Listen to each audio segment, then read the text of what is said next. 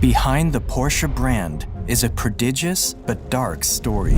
A story of success, tragedy, innovation, and destruction.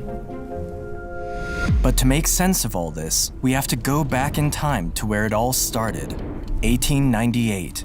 Ferdinand Porsche had just left his job to kickstart a new career in the automotive world. During the next few decades, he created some of the fastest and most groundbreaking vehicle designs for other car manufacturers, turning himself into one of the greatest engineers of all time. And yet, after founding his own car company, his success led him down a darker path when Porsche became embroiled in military projects for the Nazi regime, which landed him in prison and eventually even cost him his life. So buckle up, because we're going on a journey to uncover the true story of Porsche and how they managed to transform themselves into one of the greatest luxury car brands known today.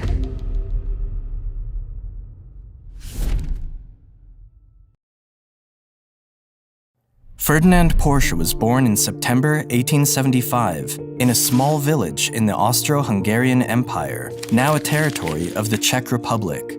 While carriages, trains, and bicycles were the mainstream transportation at the time, and the very first automobiles were slowly spreading around the globe, Porsche grew up learning the trade of his father, who ran a blacksmithing business.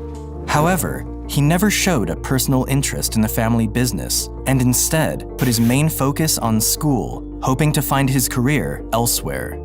Unfortunately, Ferdinand lost his older brother when he was 14, which led him to drop out of school and work full-time at his father's workshop, as he was now the oldest son to oversee the family's business.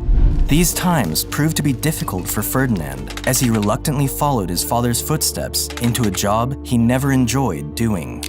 There was, however, something else he found fulfilling to explore in his spare time: electricity.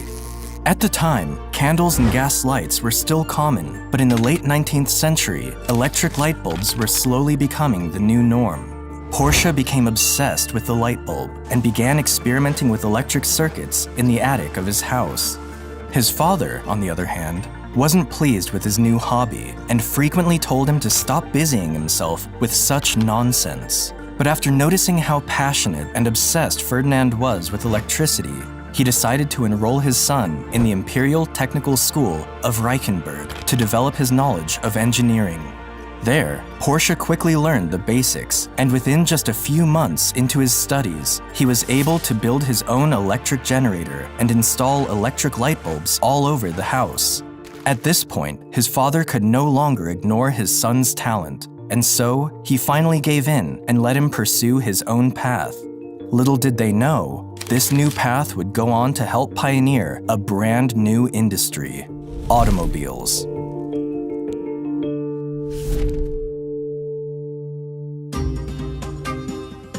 In the year 1893, at the age of 18, Ferdinand left his home and landed his first job at Bella Egger & Co., a manufacturer of electric machinery in the city of Vienna.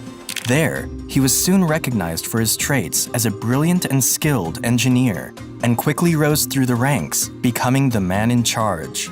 During his time at Bella Egger, Ferdinand Porsche built the company's first electric wheel hub motor. This electric motor was meant to be attached to any vehicle's wheel and make it move directly. At the time, it was commonly just used for bicycles, but soon after, Ferdinand was developing other ideas for this motor. Around this time, the first automobiles were beginning to emerge around the region and created enormous excitement, not only among the people, but also the engineers, who were looking for ways to enter the new industry, and Ferdinand was no exception. After 5 years working for Bella Egger, he decided to quit his job and started working for Jakob Lohner & Co., who had recently stopped producing carriages to focus on building self-powered vehicles. It was here where the 23-year-old Ferdinand used his electric motors to build his first ever automobile, the Porsche P1. The Porsche P1 was a fully electric car built using a wooden carriage and had an approximate 49-mile range. The car was meant for racing, but as impressive as it was, due to the heavy lead-acid batteries it carried, the car could only go up to 21 miles per hour. It's important to note that the automobiles of that time were yet to be seen as a means of transportation. Instead, they were mostly built for competition and tested for racing all across Europe and America. Porsche continued to improve the design of his vehicle until 1900, when he added an internal combustion engine to power the electric motors of the vehicle, thus creating the world's first gasoline-electric hybrid car, the Lohner Porsche Electromobile. This new vehicle would go on to win at various motorsports events while breaking several Austrian speed records, traveling at a top speed of 36 miles per hour. However, despite Porsche's hybrid vehicle being a brilliant mechanical work of art and far ahead of its time, it also demonstrated why electric cars failed over the decades. The vehicle's short mile range and weight of almost 2 tons halted the development of an electric car for nearly a century. The partnership between Porsche and Lohner ended a few years later, and soon after, the Austro-Daimler car manufacturer recruited Porsche as their chief designer. Daimler, at the time, was the leader in the field of modern combustion engines, and it was here where Porsche designed his first purely petrol motor automobile, the Austro-Daimler Maya, in 1908. His time at the company proved to be a big stepping stone in his career, leading to his big break in the racing world when he developed his next automobile, the Austro-Daimler Model 2780. This 85 horsepower vehicle was capable of reaching top speeds of 85 miles per hour and was specifically built for the popular Prince Henry Trial Race in 1910, where it took a first, second, and third place victory. This win earned the young mechanic greater popularity and justified his designation as professor at the company. However, when the First World War broke out in 1914, a massive rush to produce war supplies spread all over Europe, and the Austro-Daimler manufacturer contributed large quantities of machinery to the Austro-Hungarian army. Porsche was also drawn into the fold and made a name for himself by creating groundbreaking designs for military aircrafts and airship engines, as well as artillery tractors such as the M17 Goliath, establishing himself as one of the best engineers of his time. After the war ended in 1918, Ferdinand Porsche returned building race cars, and by 1922, another car rolled out from the factory's floor, the Austro-Daimler Sascha. Porsche believed that building a smaller vehicle than his competitors would allow his race cars to outperform those with much bigger engines, and so he put his newly built car to the test. To the surprise of many, the Sascha would go on to win an impressive 43 out of 53 races, including the Targa Florio in 1922. The following year, Ferdinand Porsche moved to Stuttgart, the capital of Germany, and became the technical director and chief engineer for the Daimler division, who later merged with Benz & C to become Daimler-Benz. During his time at Daimler-Benz, Porsche would design and build the luxurious Mercedes-Benz S-Series, which more or less paved the way for high-performance sports cars that were suitable for both racing and public use. And in 1928, Ferdinand Porsche introduced what is arguably one of the fastest and greatest sports cars of his era, the Mercedes-Benz SSK.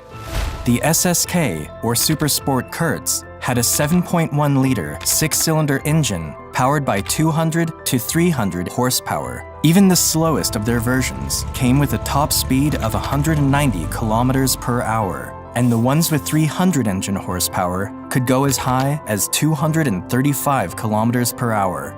This Mercedes-Benz model became the absolute champion of the 500 miles of Argentina in 1929, followed by more victories at the 1929 and 1930 Cordoba Grand Prix races, as well as the 1930 Irish Grand Prix.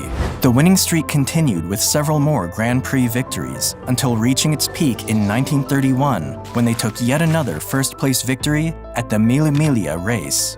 At the time, it was the best, fastest, and most valuable sports vehicle in the world. Porsche also built a slicker version of the SSK, the Trossi Roadster, which became a phenomenon for its extravagant body appearance and further cemented himself as one of the greatest car designers of his era.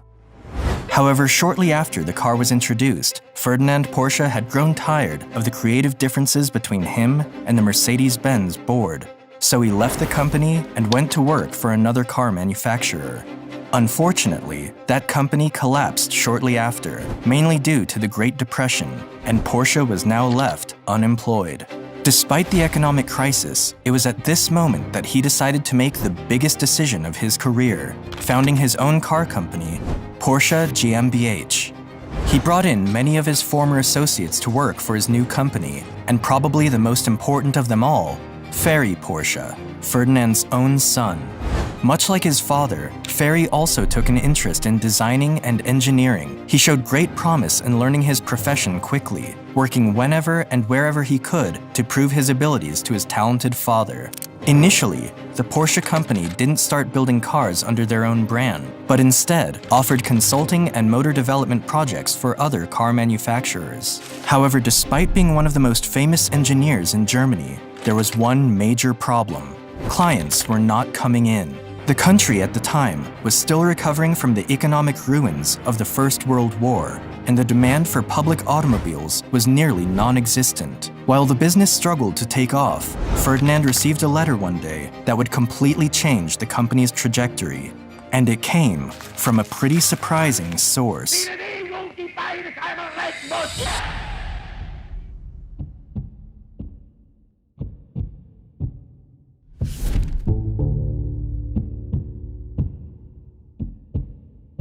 In 1933, Adolf Hitler became the Chancellor of Germany and took a special interest in automobiles. He recruited the best car engineers in the country, including Porsche, and sat down for an important meeting. The Mad Titan wanted every German citizen to own a car that could seat a family of 5 and be fuel efficient and cheap. In fact, so cheap that it would need to cost 990 Reich marks, which many engineers considered to be impossible. He called it the Volkswagen, or the people's car. Porsche submitted his design and won the contract for Hitler. This alliance set up an unusual but great relationship between the two. Hitler needed a creative mind to design his ambitious car, while Porsche needed political backing for his company, so he wouldn't have to bother with money or finances. Therefore, in 1934, Porsche and his team began to work on building one of the most successful cars in human history, the Volkswagen Beetle. The Volkswagen Type 1, later known as the Beetle for its body shape, was a 2-door car with an air-cooled engine in the back, which helped the engine require minimal maintenance and made the steering easier to handle thanks to its weight balance. It was also proved to be very fuel efficient with its mileage of 31.4 miles per gallon, which is still impressive even by today's standards. Right after, 300,000 orders were placed for the Beetle. It was the biggest achievement Porsche had accomplished up to that point, and he was now ready to see his creation in working order. However, as the Volkswagen factory was getting ready to mass-produce the car, another major event was taking place that would directly send Porsche's once bright career down a darker path.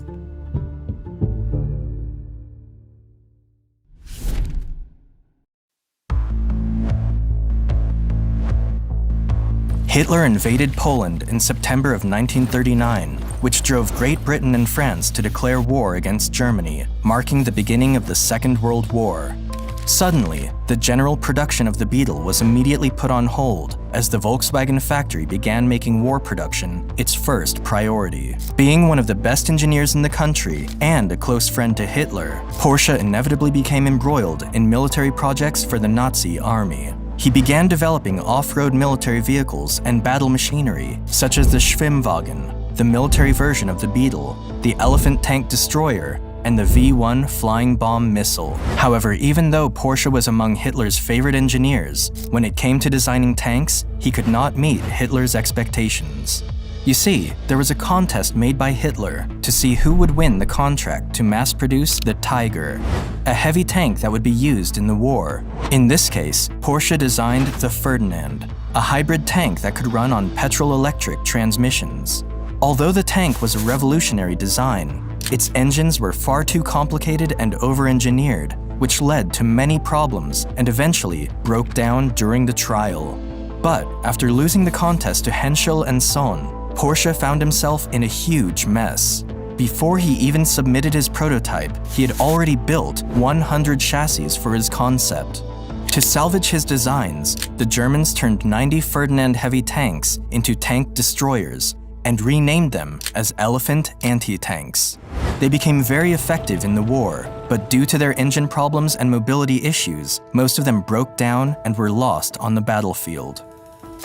It is reported that the Porsche company also used slave laborers in their Stuttgart factory, though the company had previously denied these accusations and defended themselves by claiming to be a small office during the war. They later admitted to their crimes after dozens of people spoke out in the late 20th century, detailing their capture and forced labor conditions in Porsche's plants at the hands of the German regime, along with dozens or even hundreds of others. In response to this, Porsche has given millions of euros to funds and compensations for the victims of forced laborers today.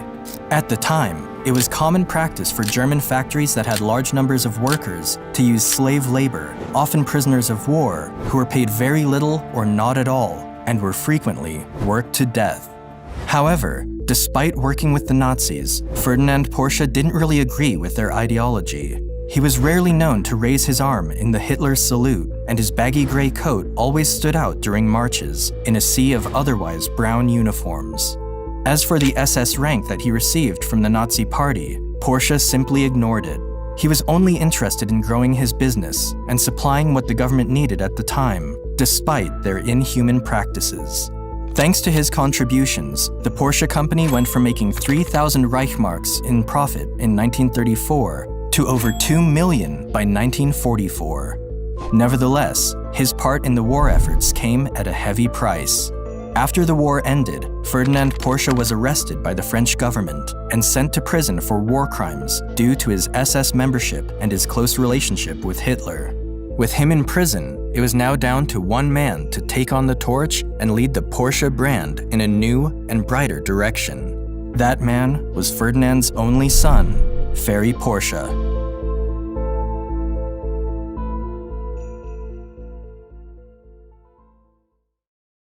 You know, while I was making this video, I asked myself, if Ferdinand Porsche started a new career in today's time, what would he do differently? So much has changed since then, that it's safe to say learning online is one of the best ways to get started. That's why I've partnered with Brilliant.org for today's video. On Brilliant, you can find thousands of lessons you can take online, with new ones added each month, such as science, math, engineering, and computer science. I went through Real Engineering's course, and this will sound crazy, but they actually teach you how to launch rockets into space, which is insane. Although you might not actually send one, the process guide is very interesting, and I'm sure you'll get a better understanding of their fundamentals. But what makes Brilliant stick out to me the most is their approach to learning. Big, important concepts are broken down into understandable parts, and with just 15 minutes a day of their bite-sized interactive lessons, you'll be able to sharpen up new skills and go from basic to advanced learner. So if you want to get started for free, visit brilliant.org/bigcompany or click the link in the description below. The first 200 of you will get 20% off Brilliant's annual premium subscription. Thanks to Brilliant for sponsoring this video. Now back to Porsche.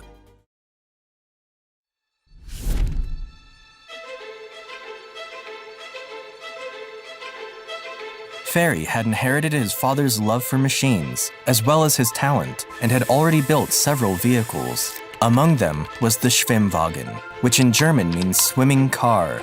This car was designed to be viable on land as well as water, and was a great service to the German soldiers during the war. Because of this, Ferry himself was arrested along with his father and was thrown in jail for several months. As a matter of fact, the only reason he was released by the French government was so that he could find the money he needed to bail his father out of prison. Ferry raised the necessary money by signing a contract with the Italian car manufacturer Cisitalia, where he built the Cisitalia 360, an extremely advanced vehicle for its time. This car was meant to participate in Grand Prix races, but due to the company's financial resources and a change of rules in the race competition, it was never put on the racetrack. Luckily, Ferry received his cut beforehand, and he was able to free his father after 22 months behind bars. Unfortunately, the terrible conditions in which the French held Ferdinand prisoner directly led to his irreversible ill health, which troubled him until his last breath. And so, with Ferdinand's poor health preventing his return to work, the responsibility fell on Ferry Porsche to step up and apply his father's ideas to their new company. He noticed that the car manufacturer he previously worked for, Cisitalia, was building small sports cars with a Fiat engine. So he asked himself, why can't we do the same with Volkswagen parts? He met with the managing director of Volkswagen and struck a deal that would allow him to use their parts as well as the distribution of their network. He also provided the documents which proved that the Volkswagen Beetle was developed by his father before the war, which got Volkswagen to agree to pay a license fee to Porsche for every VW Beetle they built. These negotiations proved that Ferry wasn't just a skilled engineer, but also a brilliant businessman. Most importantly, these agreements with Volkswagen gave the Porsche company the financial resources they needed to begin experimenting and developing their own vehicles. And so, in 1948, Ferry introduced the very first car that would bear the family's name, the Porsche 356. The 356 was a small, two-door roadster powered by a Volkswagen air-cooled engine and had a top speed of 87 miles per hour. It wasn't the most powerful car, nor was it the fastest, but Ferry Porsche continued improving the design, eventually making it faster and smoother to drive. He took the vehicle to race that same year in the city of Innsbruck, Austria, where it earned a first-place victory, laying the foundation for Porsche's future success in the racing world. Although its sales were initially low, the 356 was loved among car enthusiasts, including Ferry's father, who was very proud of his son and supported the successful debut of the car. Ferdinand Porsche also visited the Volkswagen factory one more time in 1950 and was happy to see his vision for the Beetle finally being realized. Unfortunately, he wasn't around long enough to see how the Beetle or the Porsche brand would expand all over the globe, as he died only a year later at the age of 75. Shortly after his death, sales of the Porsche 356 skyrocketed after winning a race at Le Mans in 1951, and soon after, new models such as the 356 Speedster and 356 Carrera were also offered to the public, quickly capturing the hearts of many sports drivers and celebrities. But while the 356 was a turning point in Porsche's history, it was still only a variation of the Beetle with minor changes. Porsche's customers at that point were growing weary of its body design, so they needed to design and build something completely new while still remaining recognizable as their brand. That was until the day that one of Ferry's sons stepped in and introduced a new vehicle that would take the Porsche brand to a completely new level.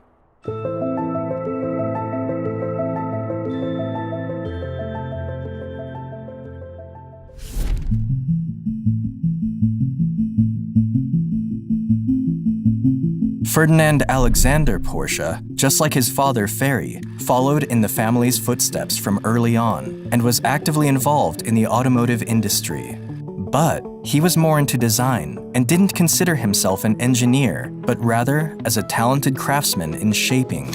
After receiving practical training from the body design department of Porsche, he decided to take part in the creation of their new car generation and began designing one of the most iconic sports cars in modern history, the 911.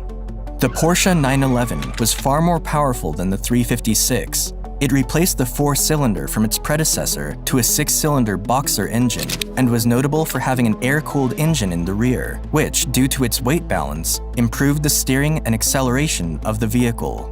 These elements combined allowed for a driving experience so smooth it could not be matched by any other automobile. And unlike many other sports cars, the 911 was not only fast, but also very reliable. So reliable, in fact, it is estimated that over 70% of all 911s built to this day are still on the road.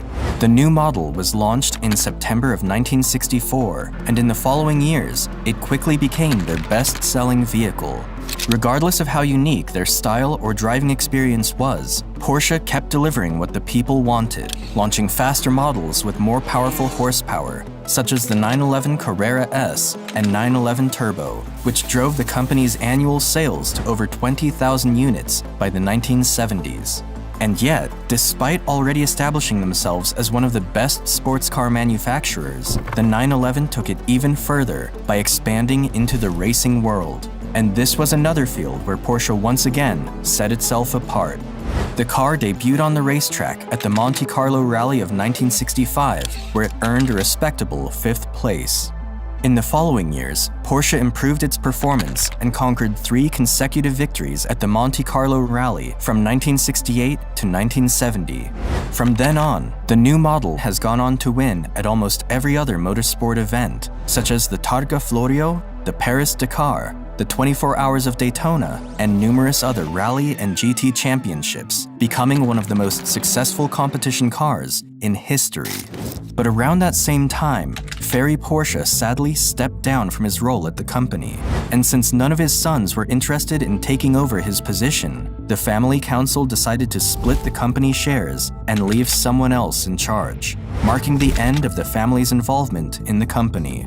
Nevertheless, Porsche kept upgrading to better and more sporty vehicles, further cementing themselves as one of the leading sports car brands on the market. But nothing lasts forever. A dark time was right around the corner for Porsche, and in order to survive, they would make one of their most drastic decisions yet.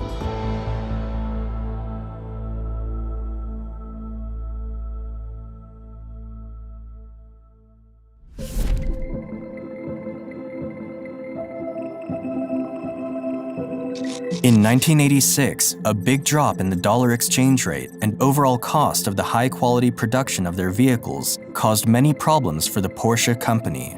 By 1991, their sales dropped to 23,000 units, which was half the number of cars they'd sold just 5 years prior. The company's losses amounted to 240 million Deutschmarks, and by the end of 1993, Porsche was barely scraping by, selling around 14,000 units per year. In simple terms, they were on the brink of disaster. The company needed to do something fast or risk bankruptcy, so they made the bold decision to announce that they were going into the SUV business. At the time, SUVs were becoming the new trend, and for the very first time, surpassed the sales of regular passenger cars in America in 1999.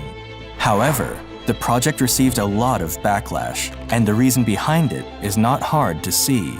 Porsche, by tradition, had always made high-quality luxury sports cars, capable of performing both on the road and on the racetrack, so building a family-friendly SUV didn't sit well with the brand.